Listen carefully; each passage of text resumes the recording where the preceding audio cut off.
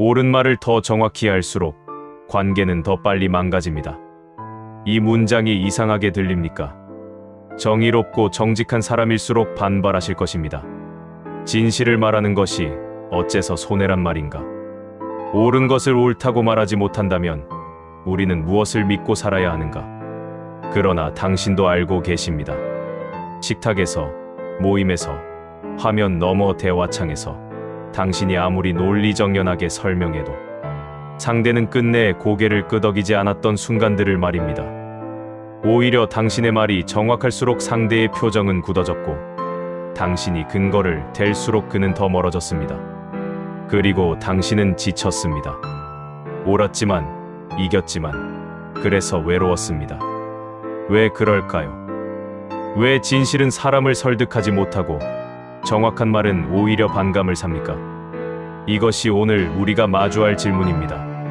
19세기 독일 철학자 아르투어 쇼펜하우어는 논쟁과 인간 본성에 대해 누구보다 냉정한 통찰을 남긴 사람입니다. 그는 말했습니다. 인간은 이성의 동물이 아니라 의지의 동물이라고. 우리는 진리를 사랑하는 것이 아니라 우리 자신의 의견을 사랑한다고.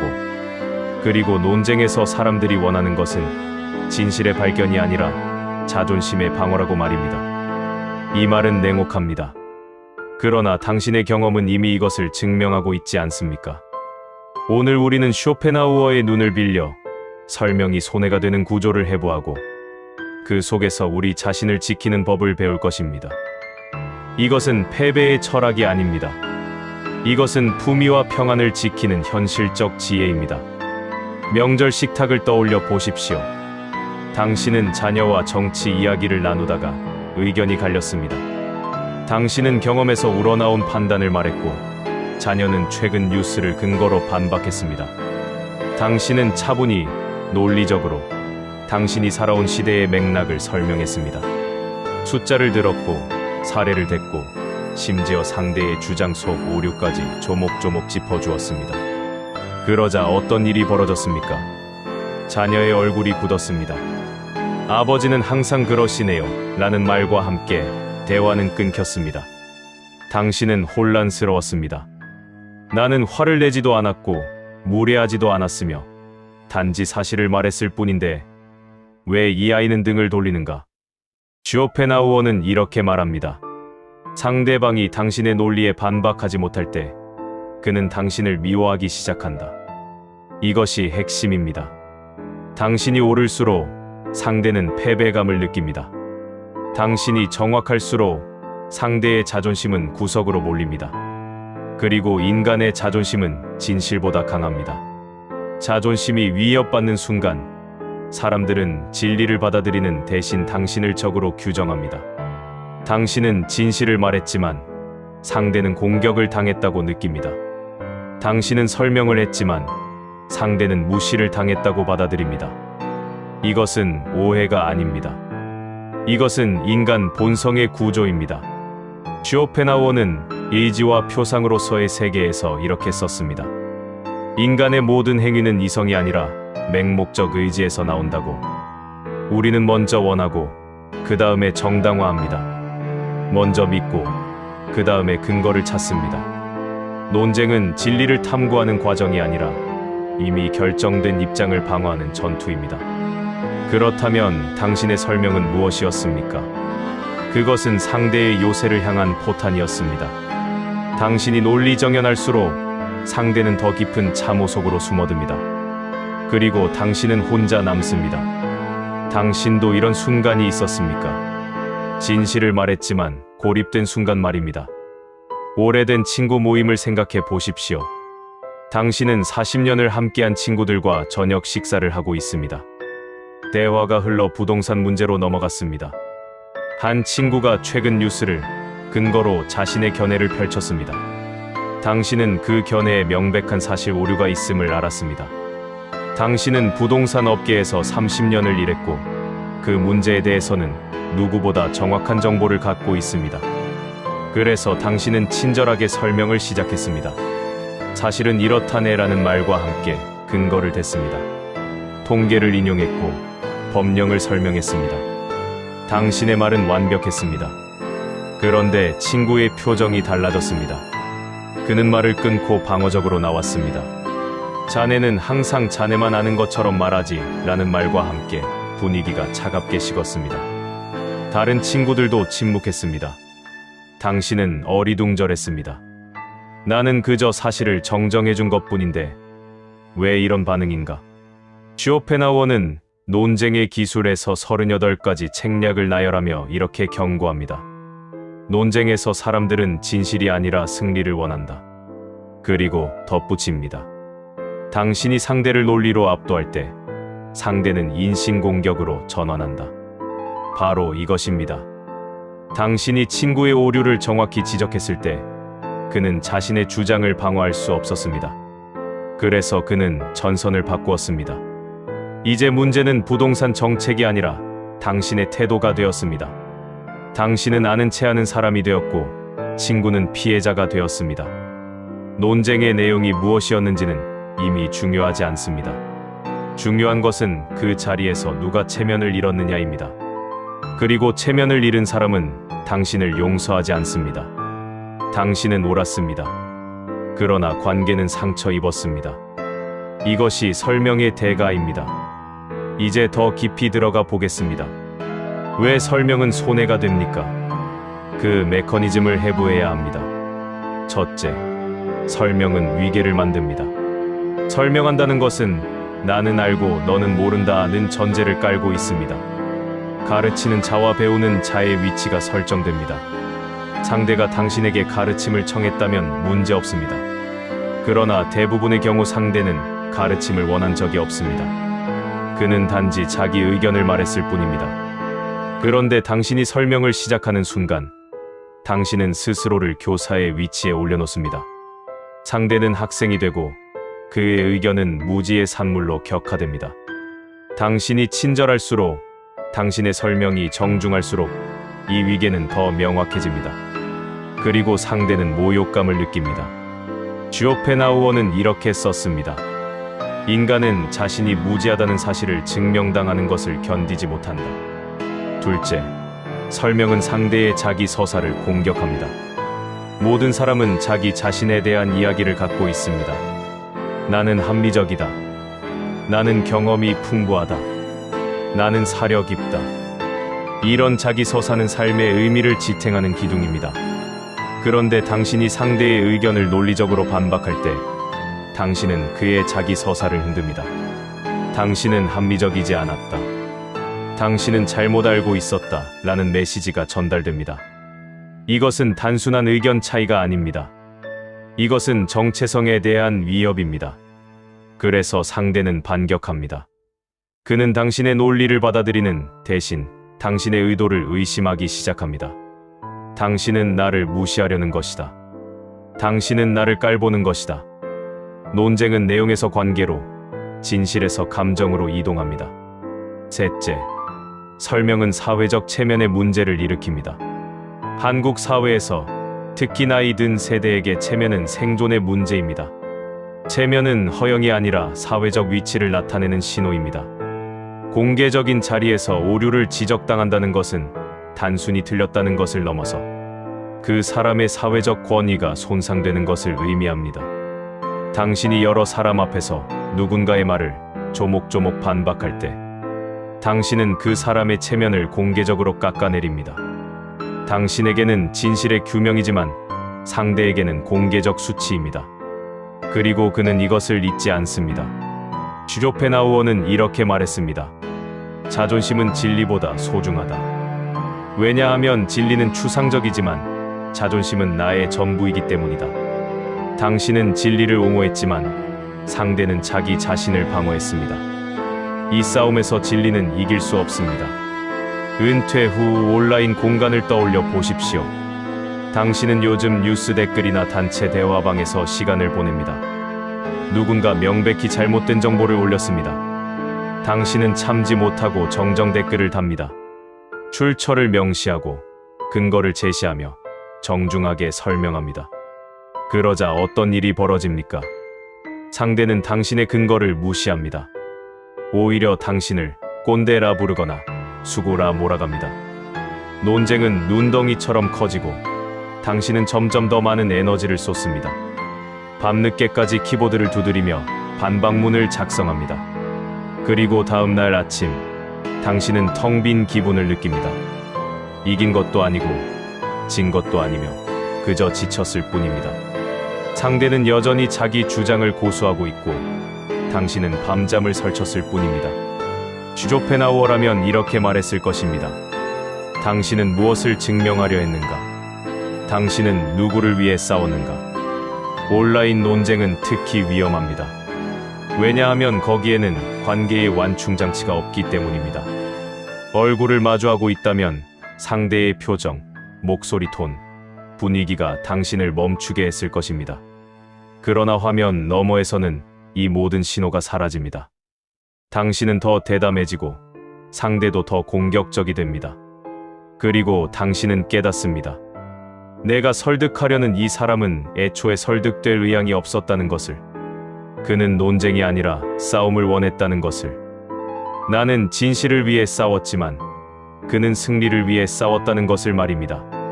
당신이 온라인에서 설명을 멈추지 못했던 이유는 무엇입니까? 진실에 대한 열정입니까? 아니면 이기고 싶다는 욕망입니까? 쇼펜하우어는 우리에게 묻습니다. 당신은 진리를 사랑하는가? 아니면 당신 자신의 의견을 사랑하는가? 이 질문은 잔인합니다. 그러나 정직해져야 합니다. 많은 경우 우리는 진리가 아니라 자기 확신을 방어하고 있습니다. 상대와 다르지 않습니다.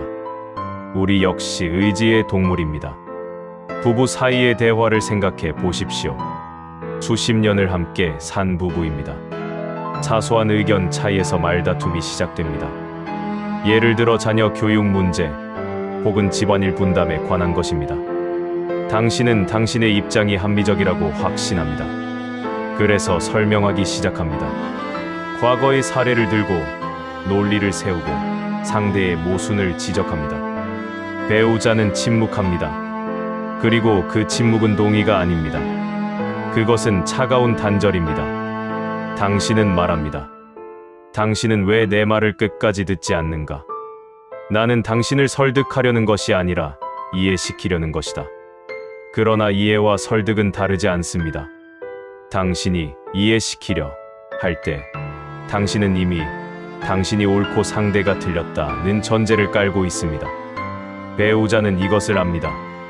그래서 그는 듣지 않습니다. 슈조펜하우어는 이렇게 말했습니다. 가까운 사람일수록 논쟁하지 말라. 왜냐하면 논쟁은 거리를 만들고 거리는 사랑을 식히기 때문이다. 당신은 옳았을지 모릅니다. 그러나 그 옳음이 무엇을 지켰습니까? 당신은 논리적 승리를 얻었지만 정서적 연결은 끊어졌습니다. 배우자는 당신의 말에 수긍하지 않았고 당신은 배우자의 침묵에 상처받았습니다. 그날 밤 당신은 각자의 공간에서 잠들었습니다. 당신은 여전히 옳았지만 외로웠습니다. 어떤 말을 삼키고 지나오셨습니까? 그 침묵이 지켜낸 것은 무엇입니까? 이제 우리는 핵심 질문에 도달했습니다. 그렇다면 어떻게 해야 합니까? 슈조펜하우어는 우리에게 논쟁에서 이기는 법을 가르치지 않습니다. 그는 논쟁을 피하는 법, 혹은 논쟁 속에서 자기 자신을 잃지 않는 법을 가르칩니다. 이것은 패배주의가 아닙니다. 이것은 현실주의입니다. 그는 이렇게 말합니다. 현명한 사람은 자신의 진주를 돼지 앞에 던지지 않는다. 이 비유는 가혹하게 들립니다. 그러나 쇼펜하우어는 상대를 돼지라 부르는 것이 아닙니다. 그는 맥락을 말하고 있습니다. 진주는 진주를 알아볼 사람에게만 가치가 있다는 것입니다. 돼지에게 진주는 그저 돌멩이일 뿐입니다. 이것은 돼지의 잘못이 아닙니다. 이것은 본성의 문제입니다. 마찬가지로 당신의 통찰은 그것을 받아들일 준비가 된 사람에게만 의미가 있습니다. 준비되지 않은 사람에게 설명하는 것은 당신의 시간과 에너지를 낭비하는 것이며 상대에게는 불필요한 수치를 주는 것입니다. 그렇다면 우리는 어떻게 해야 합니까? 슈조펜하우어의 조언을 현실적 처세술로 번역해 보겠습니다. 첫째, 침묵의 기술을 배우십시오. 침묵은 비겁함이 아니라 지혜입니다. 모든 틀린 말을 정정할 필요는 없습니다. 당신이 개입하지 않아도 세상은 돌아갑니다. 누군가 잘못된 정보를 말할 때 스스로에게 물으십시오. 이것이 내가 나서야 할 문제인가? 이 사람은 내 설명을 원하는가? 내가 얻을 것은 무엇이고 잃을 것은 무엇인가? 대부분의 경우 답은 명확합니다. 당신이 얻을 것은 없고 잃을 것은 평안입니다. 침묵하십시오.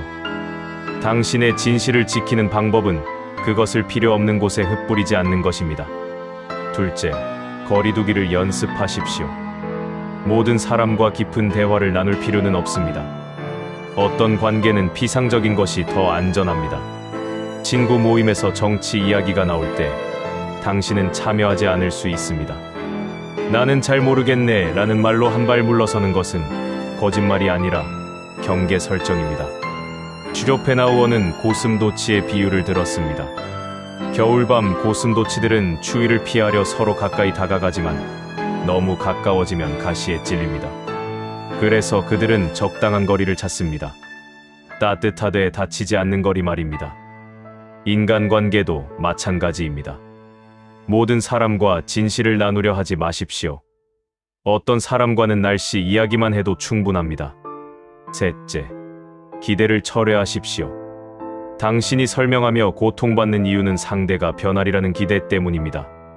당신은 생각합니다. 내가 충분히 정확하게, 충분히 친절하게 설명한다면 그는 이해할 것이다. 그러나 쇼펜하우어는 말합니다. 인간은 변하지 않는다고. 우리는 타고난 성격과 지적 능력의 한계 안에서만 움직인다고. 당신이 아무리 설명해도 상대가 받아들이지 못한다면 그것은 상대의 악의가 아니라 한계입니다. 기대를 버리십시오. 상대가 당신의 말을 이해하지 못하는 것은 당신의 실패가 아니며 상대의 잘못도 아닙니다. 그저 현실입니다. 이 현실을 받아들일 때 당신은 자유로워집니다. 넷째, 권위와 프레임을 활용하십시오. 때로는 당신이 직접 설명하는 것보다 제3의 권위를 인용하는 것이 효과적입니다. 나는 이렇게 생각한다 보다 전문가들은 이렇게 말한다가 덜 공격적입니다. 당신은 의견을 주장하는 것이 아니라 정보를 전달하는 것이 됩니다. 혹은 질문의 형태로 프레임을 바꾸십시오. 당신은 틀렸다가 아니라 혹시 이런 가능성은 생각해 보셨나요? 라고 말하는 것입니다. 상대에게 스스로 발견할 기회를 주십시오. 사람들은 타인에게 배우는 것보다 스스로 깨닫는 것을 선호합니다. 다섯째, 예의의 기술을 갈고 닦으십시오. 때로 당신은 말해야 할 때가 있습니다. 특히 부당함이나 해악이 명확할 때 침묵은 방조가 됩니다. 그럴 때는 예의의 형식을 빌리십시오. 제가 잘못 알고 있는지 모르겠습니다만 혹시 제 생각이 틀렸다면 정정해 주십시오만. 이런 표현은 위선이 아닙니다. 이것은 상대의 체면을 지켜주는 동시에 당신의 메시지를 전달하는 기술입니다. 당신은 여전히 진실을 말하지만 상대를 구석으로 몰지 않습니다. 슈쇼펜하우어는 말했습니다. 예의는 가짜 동전이다. 그러나 그것을 아끼는 사람은 가난뱅이다. 예의는 허례허식이 아닙니다. 예의는 인간 사회를 가능하게 하는 윤활유입니다. 당신이 옳더라도 예의를 갖추십시오. 그것이 당신의 메시지가 도달할 유일한 통로입니다. 이제 우리는 더 어두운 영역으로 들어가야 합니다. 당신은 지금까지의 조언을 들으며 어쩌면 불편함을 느꼈을지 모릅니다.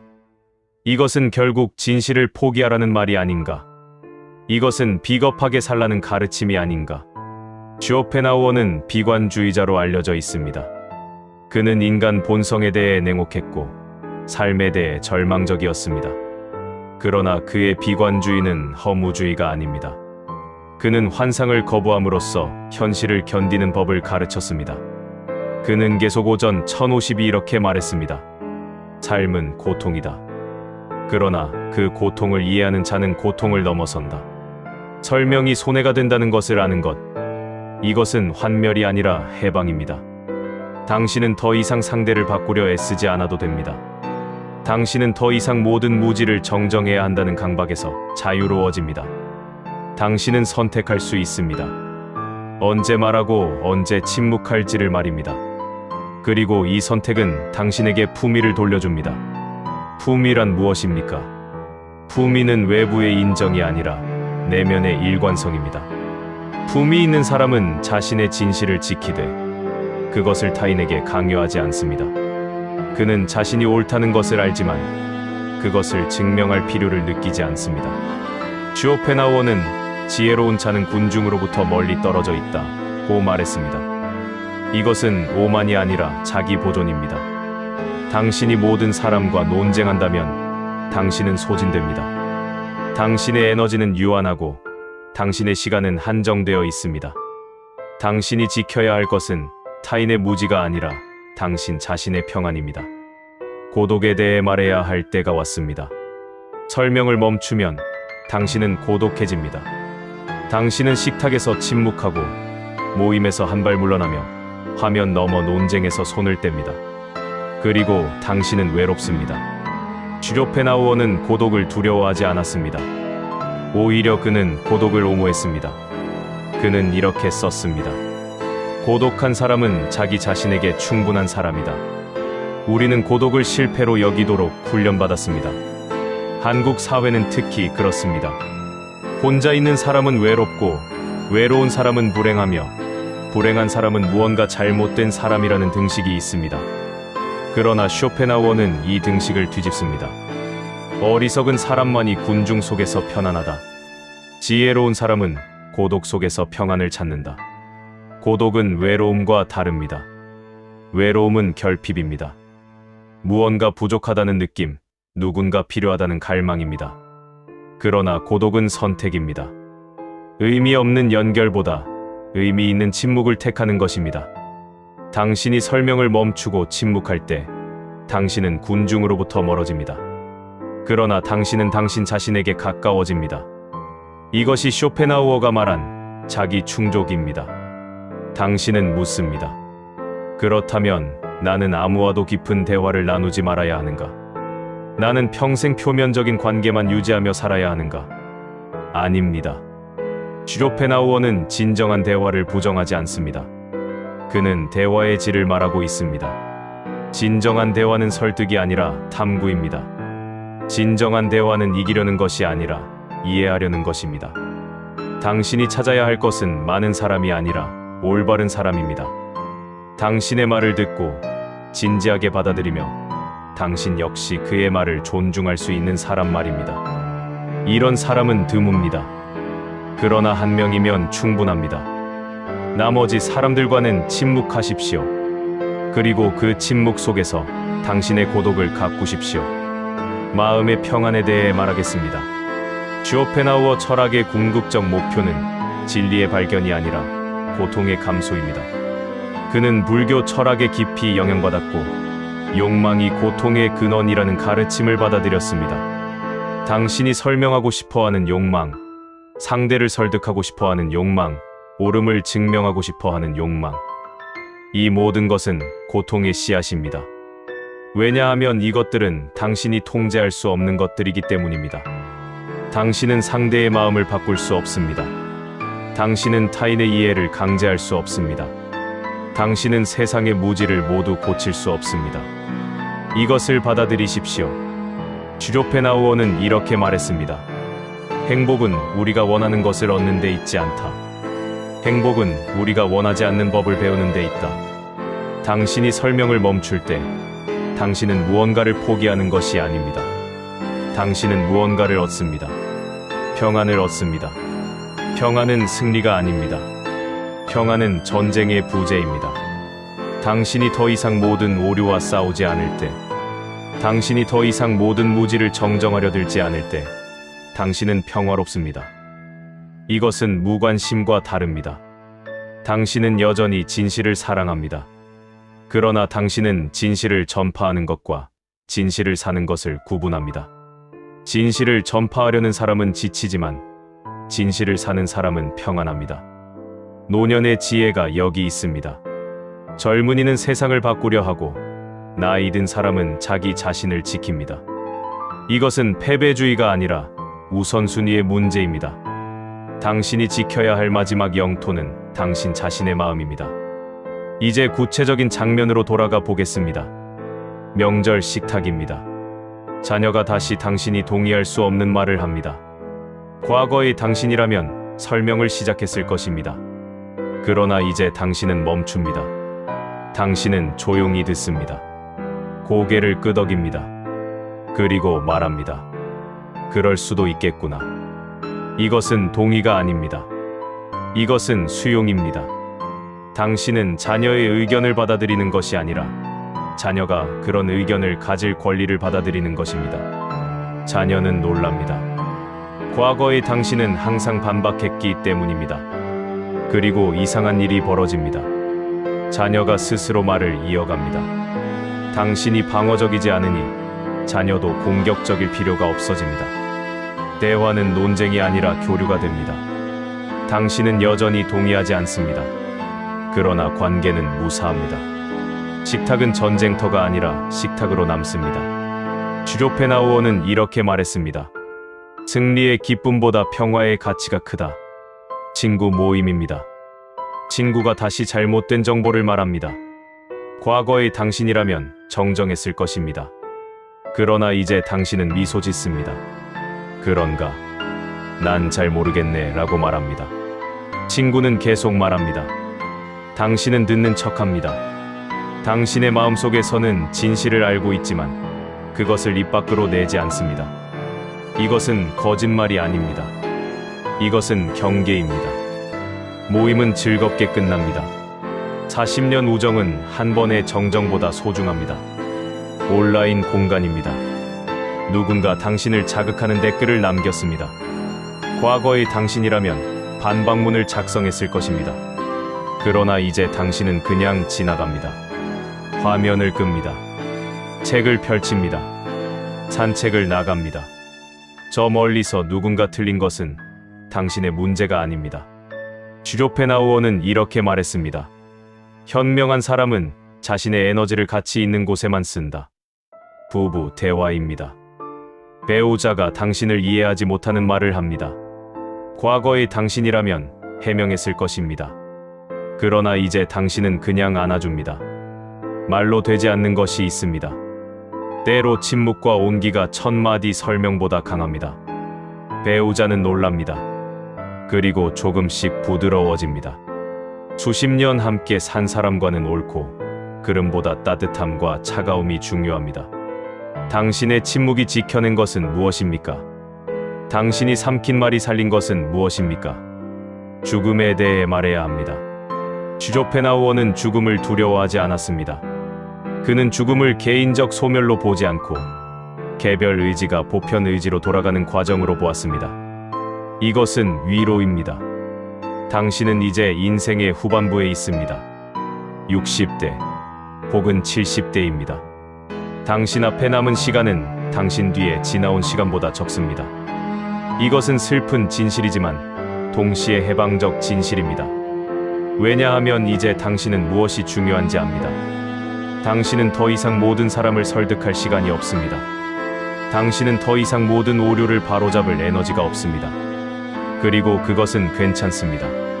주조페나우어는 이렇게 말했습니다. 삶의 마지막 부분은 연극의 마지막 막과 같다. 지혜로운 자는 박수를 기다리지 않고 조용히 무대를 떠난다.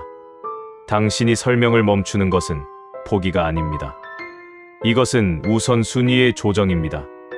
당신은 이제 타인의 이해보다 자신의 평안을 선택합니다. 당신은 이제 사회적 인정보다 내면의 일관성을 선택합니다. 이것은 이기심이 아닙니다. 이것은 성숙입니다. 당신은 평생 일했습니다. 가족을 돌보았고 사회에 기여했으며 옳은 일을 하려 애썼습니다. 이제 당신은 쉴 자격이 있습니다. 그리고 그 쉼은 육체적 휴식뿐 아니라 정신적 휴식을 포함합니다. 정신적 휴식이란 무엇입니까? 그것은 더 이상 모든 것에 반응하지 않는 것입니다. 더 이상 모든 틀림을 바로잡으려 하지 않는 것입니다. 더 이상 당신의 옳음을 증명하려 들지 않는 것입니다. 이것은 무기력이 아닙니다. 이것은 선택입니다. 연민에 대해 말하겠습니다. 주조페나우어는 차갑고 냉소적인 사람으로 알려져 있지만 사실 그는 연민의 철학자였습니다. 그는 연민이 모든 도덕의 기초라고 말했습니다. 당신이 설명을 멈추는 것은 상대에 대한 연민이기도 합니다. 당신이 상대의 오류를 지적하지 않을 때 당신은 상대를 무시하는 것이 아니라 상대의 존엄을 지켜주는 것입니다. 사람들은 틀릴 권리가 있습니다. 사람들은 무지할 권리가 있습니다. 당신이 모든 것을 알 필요가 없듯이 그들도 모든 것을 알 필요가 없습니다. 슈쇼펜하우어는 이렇게 말했습니다. 우리는 모두 같은 배를 탄 사람들이다. 고통의 배 말이다. 이것을 기억하십시오. 당신이 대화하는 그 사람도 고통받고 있습니다. 그의 고집은 자기 방어입니다. 그의 오류는 생존 전략입니다. 그는 나쁜 사람이 아니라 두려운 사람입니다. 당신이 그를 굴복시키려 할 때 당신은 그의 두려움을 증폭시킵니다. 그러나 당신이 그를 놔줄 때 당신은 그에게 안전을 줍니다. 이것이 진정한 연민입니다. 연민은 동정이 아닙니다. 연민은 고통을 함께 느끼는 것이며 그 고통을 증가시키지 않으려 노력하는 것입니다. 당신이 설명을 멈출 때 당신은 상대의 고통을 줄입니다. 그리고 역설적으로 당신 자신의 고통도 줄입니다. 지혜에 대해 말하겠습니다. 지혜는 지식과 다릅니다. 지식은 무엇이 옳은지 아는 것이고 지혜는 언제 말하고 언제 침묵할지 아는 것입니다. 당신은 평생 지식을 쌓아왔습니다. 당신은 많이 배웠고 많이 경험했으며 많은 것을 압니다. 이것은 당신의 자산입니다. 그러나 이제 지혜를 쌓을 때입니다. 지혜는 그 지식을 언제 사용할지, 언제 보관할지 아는 것입니다. 슈쇼펜하우어는 이렇게 말했습니다. 젊음은 지식을 모으는 시기이고 노년은 지혜를 실천하는 시기다. 지혜로운 사람은 모든 것을 말하지 않습니다. 그는 선택적으로 말합니다. 그는 듣는 사람, 듣는 시간, 듣는 방식을 고려합니다. 그는 진실을 말하되 진실이 해를 끼치지 않는 방식으로 말합니다. 지혜로운 사람은 또한 자신이 모른다는 것을 압니다. 당신이 아무리 많이 알아도 당신은 모든 것을 알지 못합니다. 그리고 당신이 아는 것조차 맥락에 따라 달라집니다. 절대적 진리를 주장하는 사람은 어리석습니다. 지혜로운 사람은 내가 아는 한에서는 이라는 전제를 늘 마음에 품고 있습니다. 이것은 상대주의가 아닙니다. 이것은 겸손입니다. 겸손은 약함이 아니라 현실을 정확히 보는 능력입니다. 운명에 대해 말하겠습니다. 슈쇼펜하우어는 운명론자였습니다. 그는 자유의지를 믿지 않았고 우리의 선택이 이미 우리의 본성에 의해 결정되어 있다고 보았습니다. 이것은 우울한 사상처럼 들립니다. 그러나 역설적으로 이것은 해방적입니다. 당신이 상대를 설득하지 못하는 것은 당신의 능력 부족이 아닙니다. 그것은 상대의 본성입니다. 당신이 아무리 노력해도 바꿀 수 없는 것들이 있습니다. 이것을 받아들이는 것이 운명을 받아들이는 것입니다. 슈쇼펜하우어는 이렇게 말했습니다. 우리는 우리가 원하는 것을 원할 수 없다. 이 문장은 복잡합니다. 그러나 의미는 명확합니다. 당신의 욕망조차 당신이 선택한 것이 아니라는 것입니다. 당신이 설명하고 싶어하는 욕구, 옳고 싶어하는 욕구, 이것들은 당신이 통제하는 것이 아니라 당신을 통제하는 것입니다. 그렇다면 어떻게 해야 합니까? 슈쇼펜하우어는 말합니다. 욕망을 줄이라고. 원하지 않는 법을 배우라고. 당신이 상대를 설득하고 싶은 욕망을 내려놓을 때 당신은 자유로워집니다. 당신이 옳음을 증명하고 싶은 욕망을 버릴 때 당신은 평안해집니다. 이것은 체념이 아닙니다. 이것은 수용입니다. 운명을 받아들이되 그 안에서 품위를 지키는 것입니다. 분노에 대해 말하겠습니다. 당신이 설명하고 싶어지는 순간 그 밑바닥에는 종종 분노가 있습니다. 상대가 틀렸다는 것에 대한 분노, 상대가 듣지 않는다는 것에 대한 분노, 세상이 불합리하다는 것에 대한 분노 말입니다. 분노는 정당할 수 있습니다. 부당함 앞에서 분노하지 않는다면 그것은 무감각입니다. 그러나 분노를 표현하는 것과 분노에 지배당하는 것은 다릅니다. 슈쇼펜하우어는 이렇게 말했습니다. 분노는 잠깐 동안의 광기다. 당신이 분노 속에서 설명할 때 당신은 이성적이지 않습니다. 당신은 상대를 이해시키려는 것이 아니라 상대를 굴복시키려는 것입니다. 그리고 상대는 이것을 압니다. 분노를 느끼는 것은 괜찮습니다. 그러나 분노한 상태에서 말하는 것은 위험합니다. 당신의 말은 날카로워지고 당신의 논리는 무기가 되며 당신의 진실은 폭력이 됩니다. 그렇다면 어떻게 해야 합니까? 분노를 느낄 때 침묵하십시오. 적어도 하루를 기다리십시오. 분노가 가라앉은 후에 다시 생각하십시오. 여전히 말해야 할까요? 대부분의 경우 답은 아니오입니다. 분노는 지나갑니다. 그러나 분노 속에서 한 말은 남습니다. 당신이 말을 참았던 그 순간들을 떠올려 보십시오. 당신은 후회했습니까? 아니면 안도했습니까? 자기 존중에 대해 말하겠습니다. 설명을 멈추는 것은 자기 존중의 행위입니다. 당신이 모든 사람을 설득하려 할 때 당신은 타인의 승인을 구하고 있습니다. 당신은 내가 옳다는 것을 인정해달라고 외치고 있습니다. 이것은 당신의 옳음이 타인의 인정에 의존한다는 뜻입니다. 그러나 진정한 자기 존중은 외부의 인정이 필요 없습니다. 당신은 당신이 옳다는 것을 압니다.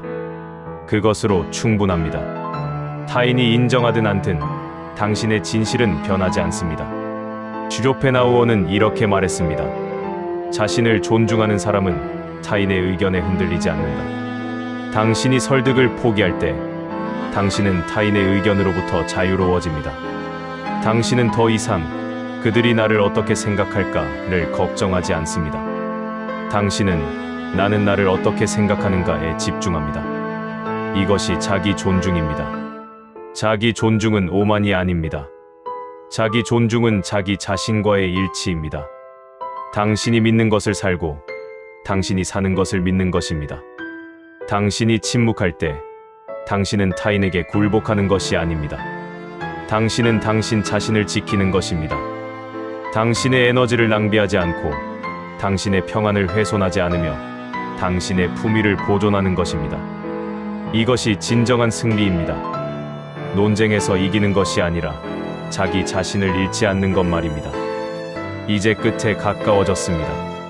우리는 긴 여정을 함께 했습니다. 우리는 설명이 손해가 되는 이유를 살펴보았고 인간 본성의 구조를 해부했으며 현실적 처세술을 배웠고 고독과 평안과 지혜에 대해 이야기했습니다. 이제 당신에게 남은 것은 선택입니다. 당신은 계속해서 설명할 수 있습니다. 모든 오류를 바로잡으려 하고 모든 무지를 깨우치려 하며 모든 논쟁에서 옳음을 증명하려 할 수 있습니다. 이것은 당신의 권리입니다. 그러나 당신은 또한 멈출 수 있습니다. 필요 없는 곳에서 침묵하고 가치 없는 논쟁에서 물러서며 당신의 에너지를 당신이 사랑하는 것들에게 쏟을 수 있습니다. 이것 역시 당신의 권리입니다. 슈쇼펜하우어는 이렇게 말했습니다. 인생은 짧다. 그러나 그것을 현명하게 산다면 충분히 길다. 당신에게 남은 시간은 유한합니다. 그 시간을 어디에 쓸 것입니까? 끝없는 논쟁에, 무의미한 설명에, 돌아오지 않는 이해에 쓸 것입니까? 아니면 당신이 사랑하는 사람들과의 조용한 순간에, 당신이 좋아하는 책에, 당신의 내면을 가꾸는 데 쓸 것입니까? 선택은 당신의 것입니다. 그러나 이것만은 기억하십시오. 당신이 옳다는 것을 모든 사람에게 증명할 필요는 없습니다. 소고전 1055다. 당신이 옳다는 것을 당신 자신이 알면 충분합니다. 세상은 당신의 설명을 기다리지 않습니다. 세상은 그냥 흘러갑니다. 그리고 당신은 그 흐름 속에서 당신 자신의 평안을 지켜낼 수 있습니다. 이것이 쇼펜하우어의 마지막 조언입니다. 세상과 싸우지 말라. 세상을 바꾸려 하지 말라. 당신 자신을 지켜라. 마지막으로 실천에 대해 말하겠습니다. 철학은 책 속에만 있는 것이 아닙니다. 철학은 삶 속에서 실천되어야 의미가 있습니다. 오늘부터 당신은 작은 것부터 시작할 수 있습니다. 누군가 당신이 동의하지 않는 말을 할 때 즉시 반박하는 대신 숨을 한번 깊이 쉬십시오. 그리고 스스로에게 물으십시오. 이것이 내가 나서야 할 문제인가? 이 사람은 내 설명을 원하는가? 내가 얻을 것은 무엇이고 잃을 것은 무엇인가? 대부분의 경우 답은 명확할 것입니다. 그리고 당신은 침묵할 것입니다. 처음에는 어려울 것입니다. 당신 안에서 무언가가 소리칠 것입니다. 말해야 해. 바로잡아야 해. 이것은 틀렸어. 그 소리를 들으십시오. 그러나 그 소리에 복종하지는 마십시오. 그 소리는 당신의 자아입니다. 옳고 싶어하는 자아, 인정받고 싶어하는 자아입니다. 그 자아는 당신의 일부이지만 전부는 아닙니다. 당신 안에는 더 깊은 자아가 있습니다. 평안을 원하는 자아, 품위를 지키고 싶어하는 자아입니다. 그 자아의 목소리에 귀 기울이십시오. 시간이 지나면 침묵은 더 쉬워질 것입니다. 당신은 침묵의 힘을 경험할 것입니다. 관계가 무사한 것, 마음이 평안한 것, 에너지가 보존되는 것을 느낄 것입니다. 그리고 어느 날 당신은 깨달을 것입니다. 내가 설명하지 않아도 세상은 잘 돌아간다는 것을, 내가 바로잡지 않아도 진실은 여전히 진실이라는 것을, 그리고 내가 증명하지 않아도 나는 여전히 옳다는 것을 말입니다. 이것이 자유입니다. 당신의 침묵이 지켜낸 것은 무엇입니까? 이 질문을 마음에 품고 사십시오. 당신이 말하지 않았던 그 순간들, 당신이 설명을 삼켰던 그 순간들, 당신이 논쟁에서 물러섰던 그 순간들을 떠올려 보십시오. 당신은 무엇을 잃었습니까? 아마도 논쟁에서의 승리, 옳다는 증명, 타인의 굴복 같은 것들일 것입니다. 그러나 당신은 무엇을 얻었습니까? 관계의 지속, 마음의 평안, 자기 존중, 품위의 보존. 이것들은 승리보다 소중하지 않습니까? 슈로펜하우어는 말했습니다. 현명한 사람은 잃은 것이 아니라 남은 것을 샌다.